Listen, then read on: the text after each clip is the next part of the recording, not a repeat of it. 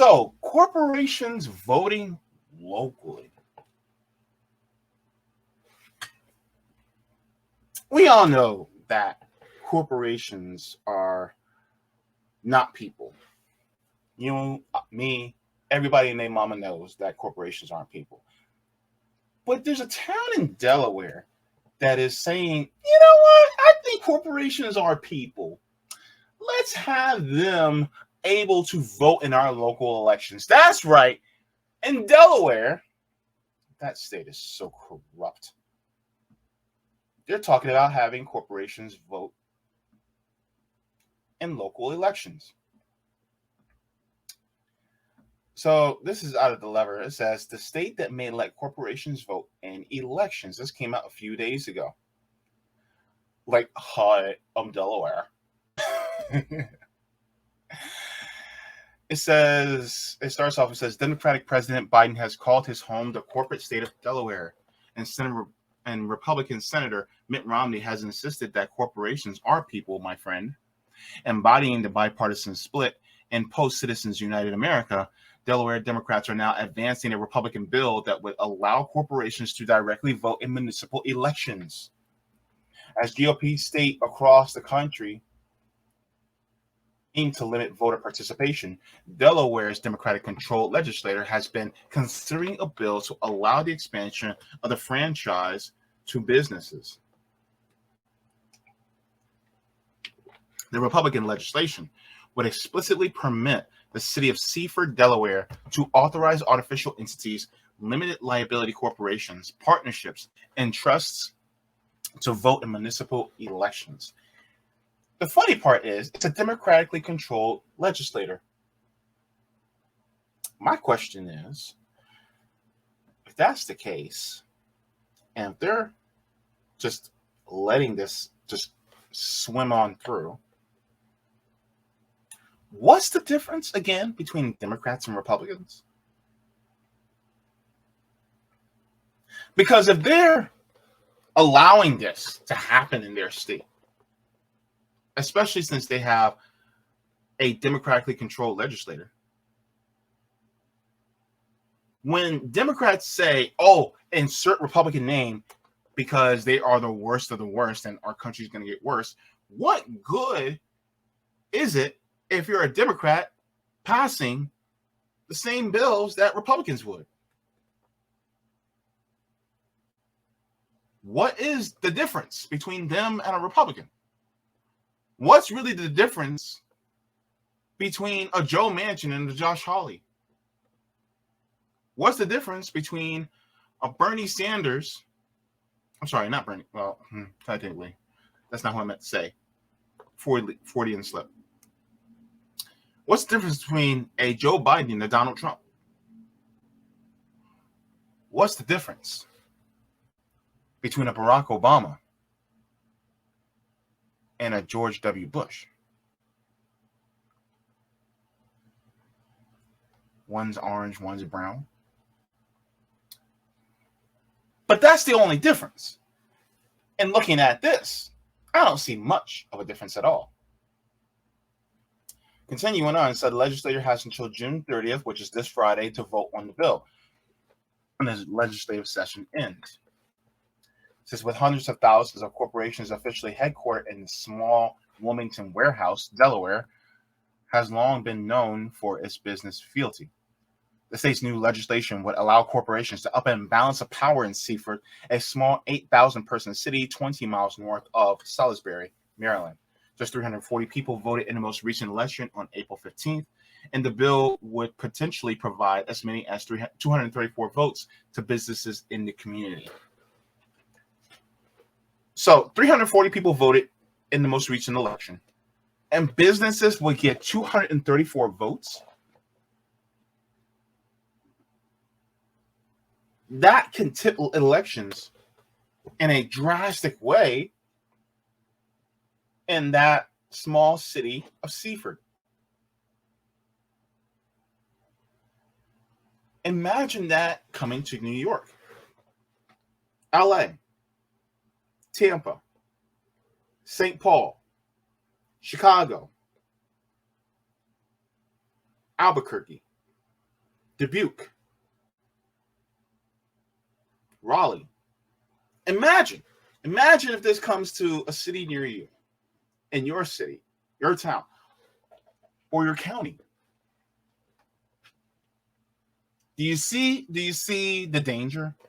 Especially if we have such a small amount of businesses that are not worker owned.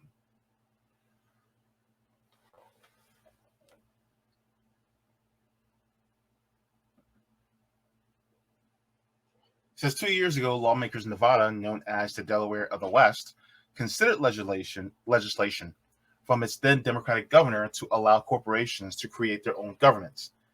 Now, Delaware could go even further than that failed legislation, giving limited liability companies, or LLCs, the right to vote not only in referenda, but also in regular municipal elections.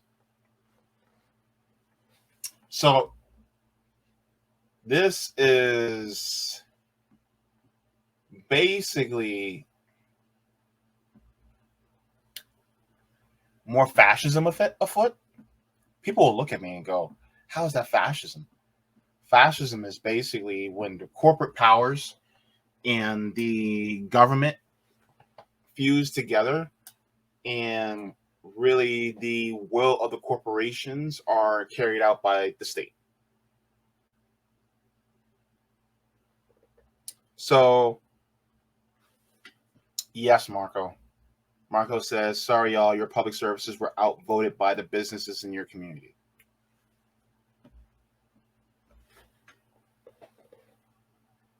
So that's part of what fascism is. And this is basically saying, well, we want businesses themselves to have more power.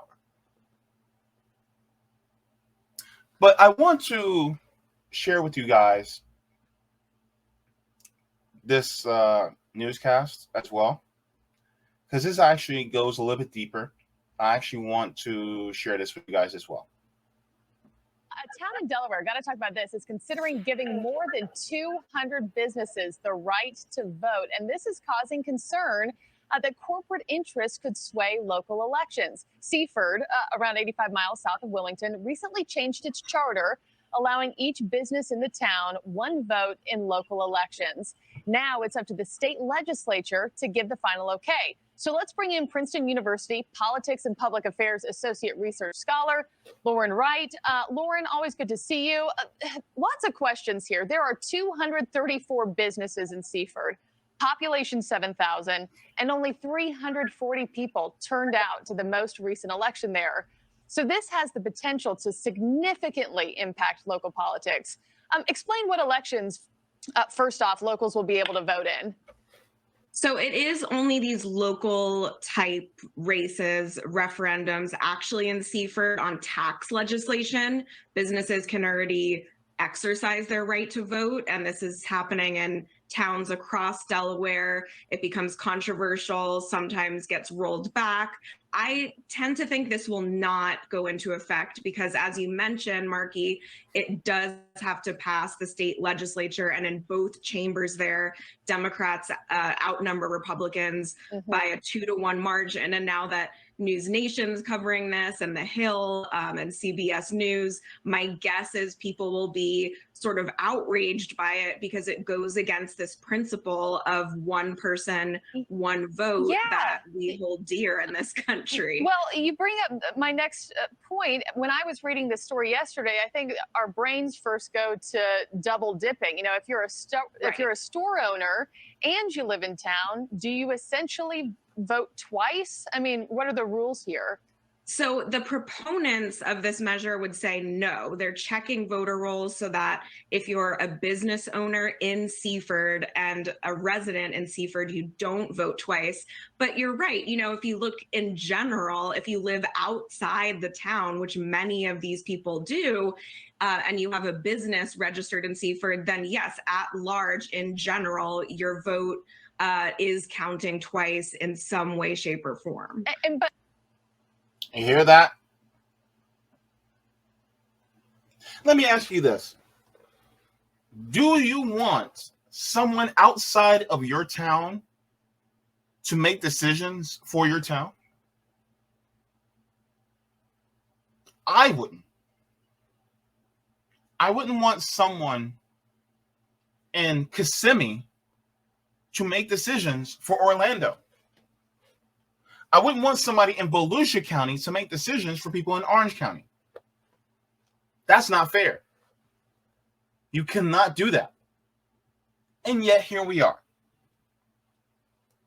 And if this passes the legislature, and which part of me thinks that it might, because I don't trust Democrats. You know, my thing is, I don't trust them as far as I can throw them. I feel like some would vote against as the rotating hero, or they may have, a rotating villain that may vote with the Republicans, a few of them. But I honestly just do not think that something like, we're too late in the stage of capitalism for them not to. If I'm wrong, then okay, I'll say I'm wrong. I'll be fine with that. But I feel like it may just happen. What do you guys think? But yeah, so this is the problem. We already have people who don't live in our vicinity or our states that may, vote in our local elections. I mean, you have, outside forces that may be voting in your state, or people who are giving money to local politicians. It could be state politicians, just so that they can have, because they may have, some facilities there, but they're not headquartered there. And so then next thing you know, people, they're making decisions. Like we have an Amazon warehouse, 2 blocks away from me. But I don't want Jeff Bezos because he doesn't live here in Florida. And Amazon's not headquartered here in Florida. So I don't want Amazon to make decisions for Florida. Same thing with any other business. If you're not headquartered here, you can't do it. Funny thing though, remember in 2020 when a bunch of businesses were getting PPP loans? Did you know that a lot of the cruise ship companies were also getting PPP loans? Why is that important? Because cruise ship companies are headquartered in other nations. So they were getting our money and PPP loans, even though they're not headquartered in our country. How is that fair? It's not. So it's the same thing. They should not get a say in what happens in your country, or in your state, or in your city. But who decides how the business votes? Is it the CEO? And who's tracking Right. who's tracking whether the CEO's vote was on this ballot and he also voted at home on a personal? Who's tracking this? I don't understand. I mean, you're right. I was trying to look into this, and it seems that the owner of the business, and a lot of these are LLCs where the business is just one person or 2 people. Mm-hmm. And so it is really hard to tell. I think those are valid questions that is really why this is newsworthy. A lot of people are scratching their heads, and it strikes them on its face as unfair. And this isn't a completely new idea. Some towns have given corporations the right to vote in elections. How's it worked out for them? And any negative side effects or loopholes there?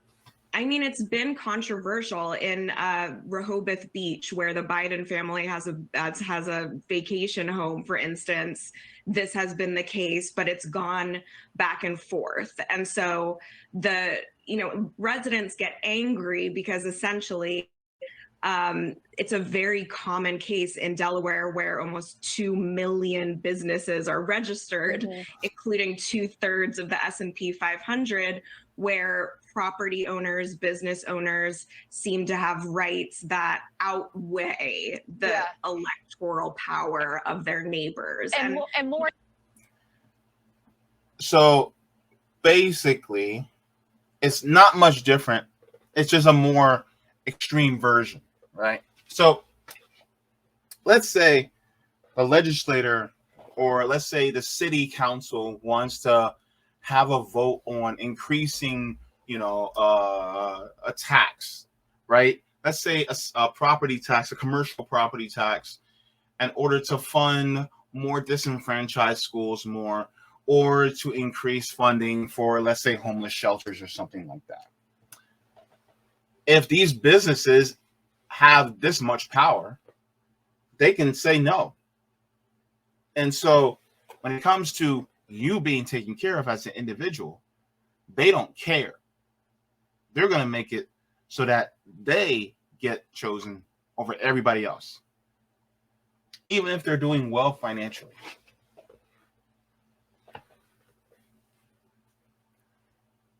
See why this is a bad idea? This is why it is important, for us to really change the system. Because this system will dictate that, the corporate people at the top, they're the ones that we need to listen to. It's almost kind of like it's a aristocracy, right? Because not everybody has the ability to form their own business. Not everybody has the business acumen to have their own business. But it's going to fall into the hands of a small few. And you can have the top 1% in a city, or the top 1% in a state, county, or the country. But they're the ones that are going to be dictating how everybody lives.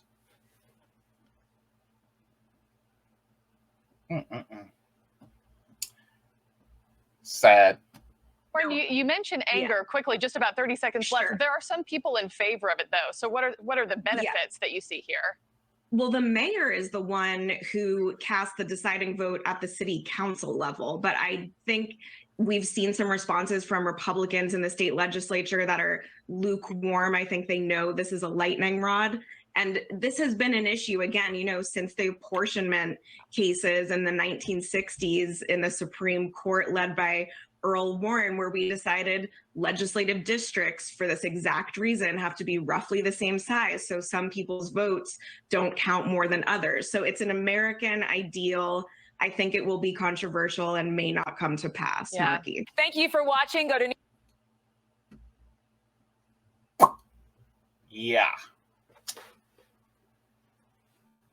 My question would be, who's in the pocket of the mayor? That's a good question that I would like to ask. So that's what's going on in Delaware. I'm going to keep my eyes peeled on that one because that needs to be talked about. And if it passes in Delaware, I don't want to be right. But I feel like I will be. I feel like that lightning rod, I feel like the mayor is made of iron. If you get my drift. I think he's this tall, thin piece of iron that's on top of a very high building. And that lightning, boom. Next thing you know, it's going to hit.